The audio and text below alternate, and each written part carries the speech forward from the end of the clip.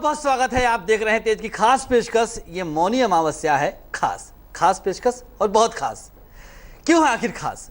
इतना दुर्लभ संयोग आखिर कैसे बन गया, और जब बन गया है तो क्या कुछ दे के जाएगा, क्या कुछ आपको मिल जाएगा, यह जानकारी हम आपको देंगे। अब साथ ही साथ ये जानेंगे आप कि इस अमावस्या तिथि पर शिव को कैसे प्रसन्न कर सकते हैं और किस तरह से ग्रह आपके शांत हो सकते हैं। यह खास संयोग मौनी अमावस्या सोमवती अमावस्या के साथ मिलकर संयोग और संगम बनाकर क्या कुछ और आपको दे सकती है। अमावस्या तिथि का महत्व क्या है, सूर्य और चंद्रमा इस समय किस राशि में है, सारी जानकारी हम आपको देने वाले हैं। इतना दुर्लभ क्यों है ये, आखिर इससे पहले कभी बना भी था यह संयोग कि नहीं, अब हम आपको बताते हैं। देखिए, सबसे बड़ी चीज 3 साल पहले यह संयोग बना था। 3 साल बीत चुका है, और 3 साल पहले जब संयोग बना था तो उस दौरान जो शनिदेव थे यह तुला राशि में थे, मतलब इस बार वृश्चिक में है। और वृश्चिक में शनि मंगल के घर आकर उस राशि को देख रहे हैं जिस राशि में सूर्य और चंद्रमा आकर के मौनी अमावस्या या यूं कहें सोमवती अमावस्या का निर्माण की। मतलब यह और भी ज़्यादा यूनिक हो चुका है। इससे पहले मौनी अमावस्या और सोमवती अमावस्या 23 फरवरी सन 2012 को एक साथ आया था। एक साथ मतलब सोमवार के ही दिन मौनी अमावस्या थी, तो बस सोमवार के दिन होने के कारण सोमवती अमावस्या हो गई।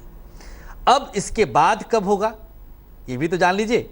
अब 3 साल बाद 4 फरवरी 2019 में पुनः यह संयोग बनेगा, लेकिन मेरे मित्र तब यह शनि का जो संकेत है जो आज की तारीख में है, ये शनि उस दौरान इस राशि में नहीं रहेंगे, मतलब वृश्चिक में शनि नहीं रहेंगे। 4 वर्ष के बाद शनिदेव धनु से आगे बढ़कर मकर में प्रवेश कर सकेंगे।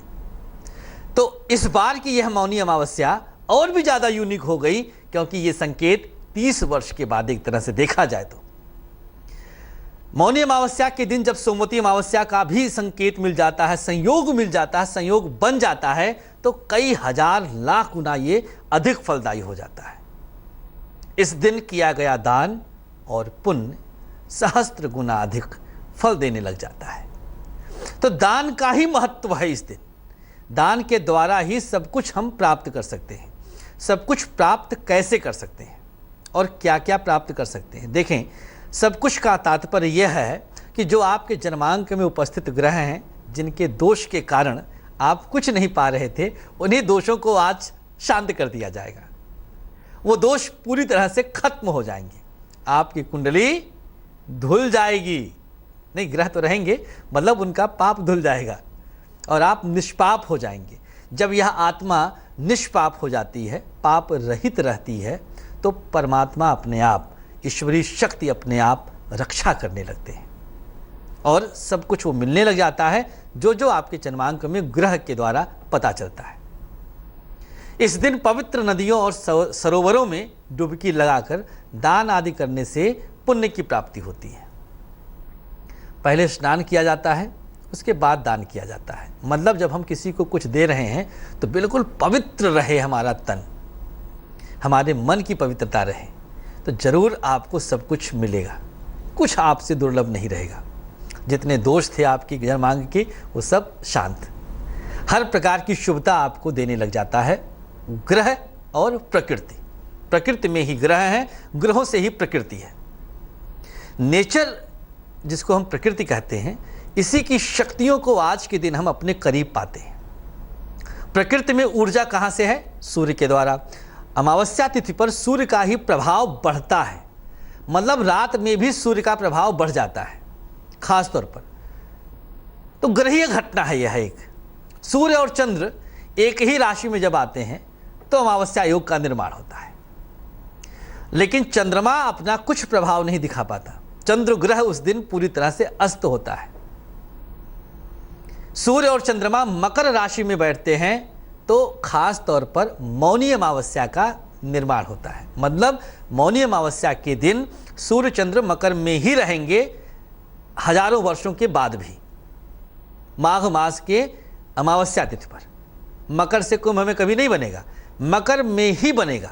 बाकी ग्रह मूव करते रहेंगे, बाकी ग्रहों का तो गोचर चलता रहेगा।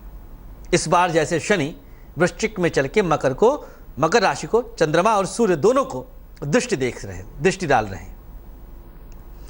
शनि के घर में रहने के कारण सूर्य देव का फल अनंत हो जाता है, कोटि कोटि फल देते हैं।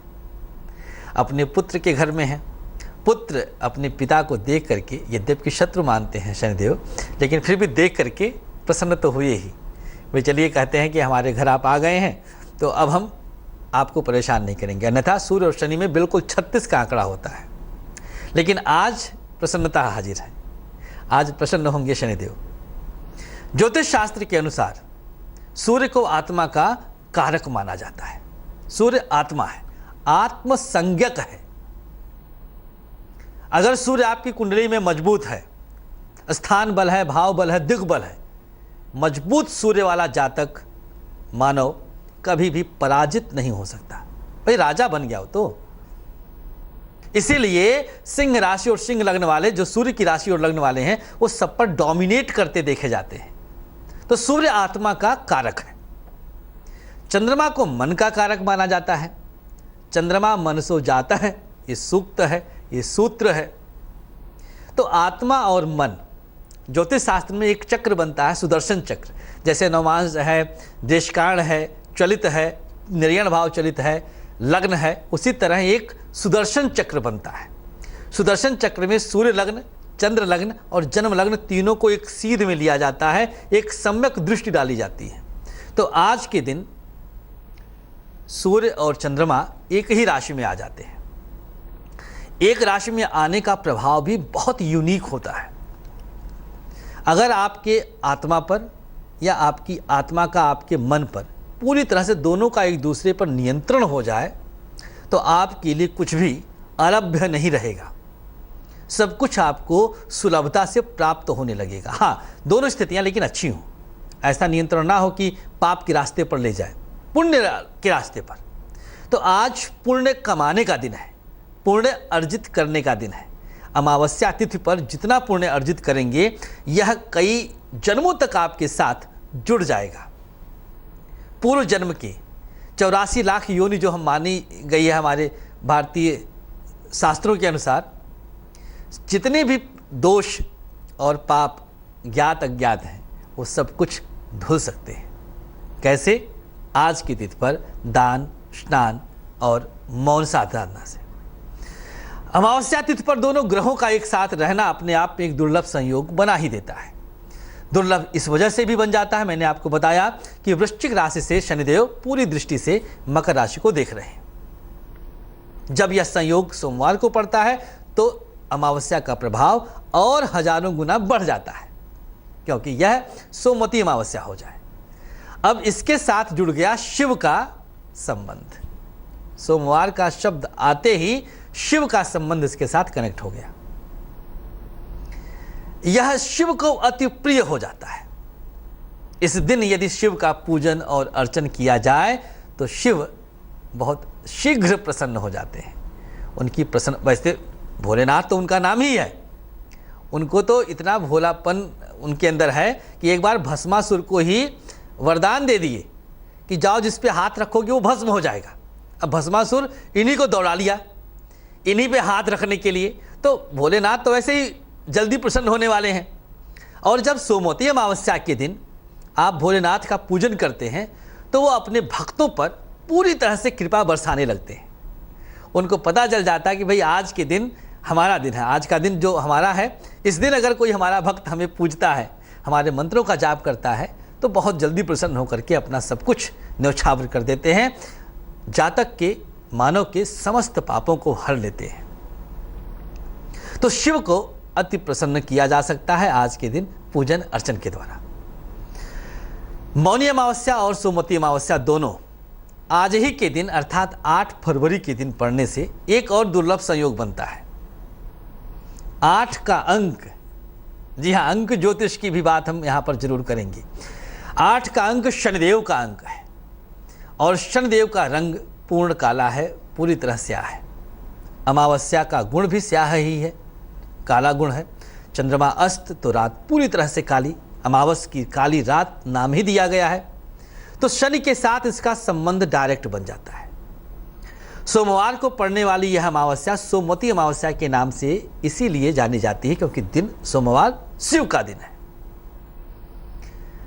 माघ मास की इस अमावस्या को मौनी अमावस्या इसीलिए कहा जाता है क्योंकि मौन व्रत करके और फिर जब हम पूजन करते हैं तो कई प्रकार की शक्ति हमारे अंदर रहती है, तो पूजन भी हमारा शक्तिशाली हो जाता है, पूजन में हमारे दम आ जाता है। और वह तप बल, मौन एक तप है, वह तप बल पूरी तरह से प्रकृति की शक्तियों को अपनी तरफ खींचता है, पुल करता है। तपस्या से हम प्रकृति की शक्तियों का दोहन करते हैं। मौन व्रत करते हुए कोई भी स्नान अगर करे आज के दिन तो उसे सहस्त्र गौदान का फल मिलता है। 1000 गौदान करके जो फल मिलता है वह मौन व्रत करके स्नान करने से ही मिल जाता है। कोई बात नहीं, आप एक बार नहा लिए हैं तो अभी आप कार्यक्रम से जुड़े हैं तो एक बार फिर से नहा लीजिएगा, क्या दिक्कत है। हाँ, लेकिन स्वास्थ्य पर अपने ध्यान दीजिएगा। ऐसा ना हो कि बुखार है और 1000 गाय का दान का फल लेने के लिए बुखार में ही नहा लिया। ना ना ना, पहले शारीरिक सुरक्षा। अगर आप स्वस्थ हैं और आप नियमतः नहाते भी हैं तो आप समझिए कि संध्या का स्नान और भी ज़्यादा शुभ होगा। अमावस्या तिथि पर दिया गया हर एक दान अनजाने में किए गए पापों का नाश कर देता है। तो आप जो भी दान आज करते हैं वो आपके लिए बेहद शुभ रहेगा। मौन का भी महत्व थोड़ा सा समझना यहाँ पर अनिवार्य हो जाता है। मौन साधना से हमारी ऊर्जा संचित होती है। सबसे बड़ी बात, हम ऊर्जान्वित होते हैं। कुंडली का द्वितीय भाव मजबूत हो जाता है। सेकंड हाउस हमारी कुंडली का यह आयु भाव है, यहाँ से मृत्यु का अंदाज़ा भी लगता है। और धन बल बढ़ता है क्योंकि सेकंड भाव बैंक बैलेंस का है। शनिदेव से संबंधित जितने भी दोष हैं वो भी आप शांत कर देंगे अगर आप मौन व्रत आरंभ करते हैं। और आज के दिन तो मौन का अप्रतिम महत्व है। चंद्र और राहु दोनों ग्रह आपके शांत हो जाते हैं और पूरी तरह से आप निष्पाप हो सकते हैं। पितरों के लिए समर्पित होती है अमावस्या तिथि। आपको जानकर आश्चर्य होगा कि आज की जो तिथि है अमावस्या तिथि, मौनी अमावस्या तिथि, और हर एक अमावस्या वैसे सामान्यतया पितरों को ही समर्पित की जाती है। अमावस्या तिथि के देव शिव है। शिव देव होने के कारण पितरों से इनका सीधा सीधा संबंध हो जाता है। शिव भगवान भोलेनाथ यमलोक के देव माने जाते हैं, जहां पर पितरों का वास माना जाता है। ये सब कुछ मान्यताएं हैं जिसको आप अगर अपनी सत्यता की कसौटी पे कसेंगे तो कई बार आपको सच लगेगा भी। यदि किसी के भी पितृ पूर्वज अतृप्त हैं तो अमावस्या तिथि पर दान करने से पितरों को तृप्ति मिलती है। पितृ पूरी तरह से तृप्त हो जाते हैं। उनका आशीर्वाद सीधे सीधे उनके वंशजों को अर्थात हमें आपको मिलने लग जाता है। बिना पितरों के आशीर्वाद के इस पृथ्वी पर कुछ भी पाने की कल्पना निरापद है, नहीं पाया जा सकता है।